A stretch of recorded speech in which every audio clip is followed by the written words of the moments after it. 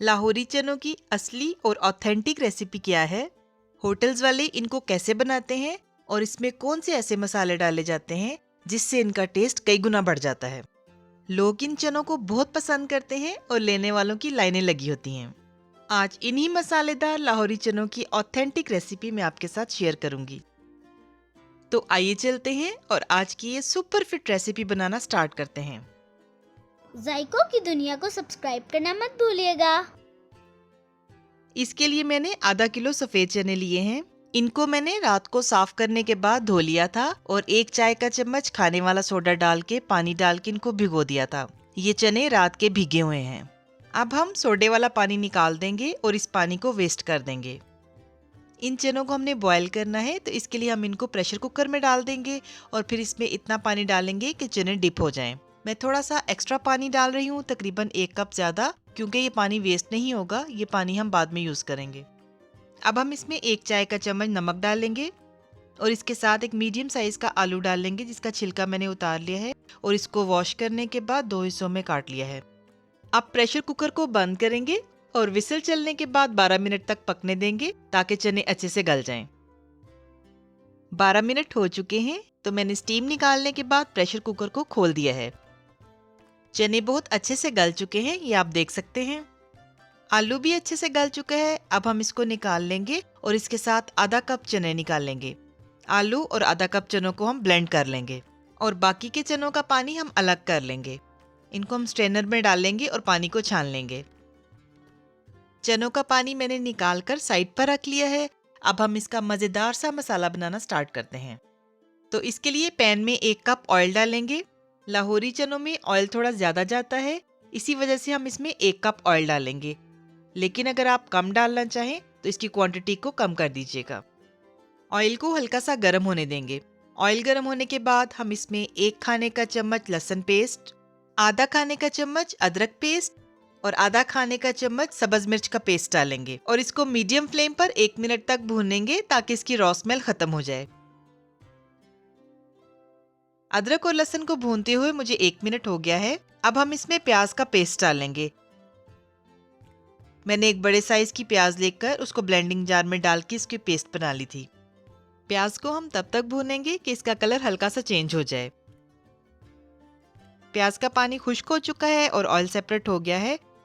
अब इस पॉइंट पर हम इसमें कुछ मसाले डालेंगे जो इस तरह से हैं। नमक 1 चाय का चम्मच, क्योंकि हमने चनों को बॉईल करते वक्त भी नमक डाला था, इसलिए अभी हम 1 चाय का चम्मच नमक ही डालेंगे।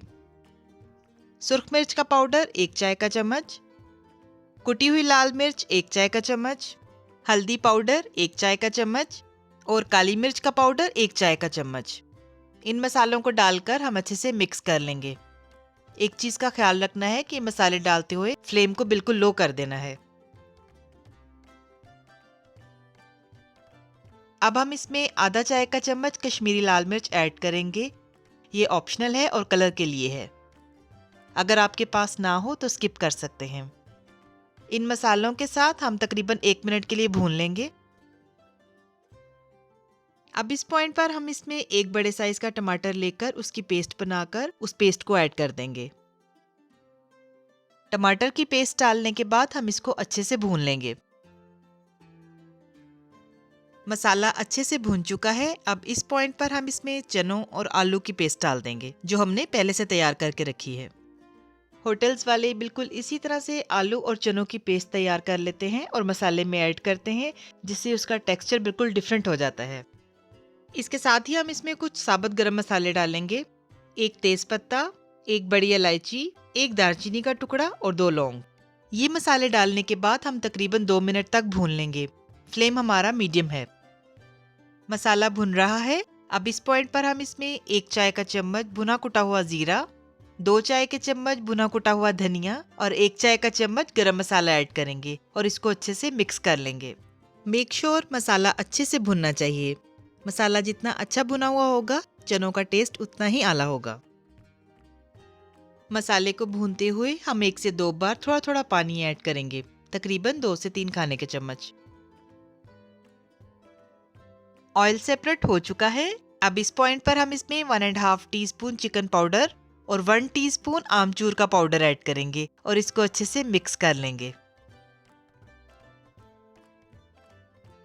मसाला बहुत अच्छे से भुन चुका है। अब हम इसमें उबले हुए चने डाल देंगे और इनको भी मसाले के साथ 2 से 3 मिनट के लिए भून लेंगे। चनों को मसाले के साथ भूनने के बाद हम इसमें आधा कप फेंटा हुआ दही डालेंगे और अच्छे से मिक्स कर लेंगे। दही डालते हुए फ्लेम को बिल्कुल लो कर देंगे और दही डालने के बाद हम फ्लेम को दोबारा से मीडियम हाई कर देंगे।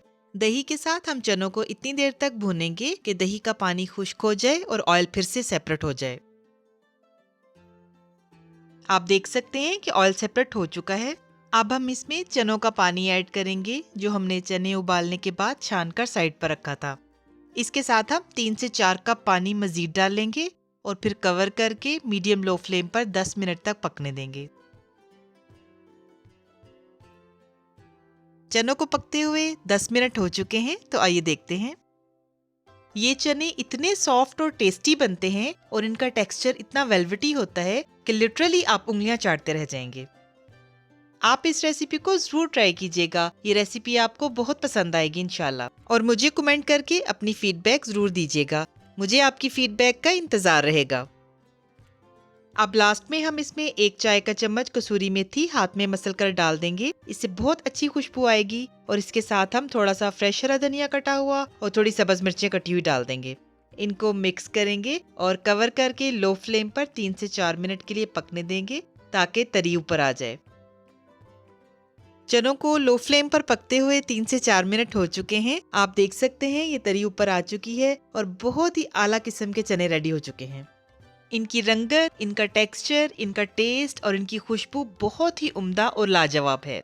जब आप इस रेसिपी को ट्राई करेंगे तभी जानेंगे कि ये रेसिपी कितनी स्पेशल है। जी तो व्यूअर्स, कहिए कैसी लगी आपको आज की रेसिपी? आई होप यकीनन पसंद आई होगी। इस रेसिपी को फॉलो करते हुए अब आप भी होटल्स जैसे लाहौरी चने घर में बना सकते हैं, वो भी नहायत आसानी के साथ। आप भी ये चने बनाइए, एंजॉय कीजिए और ढेर सारी तारीफें समेटिए।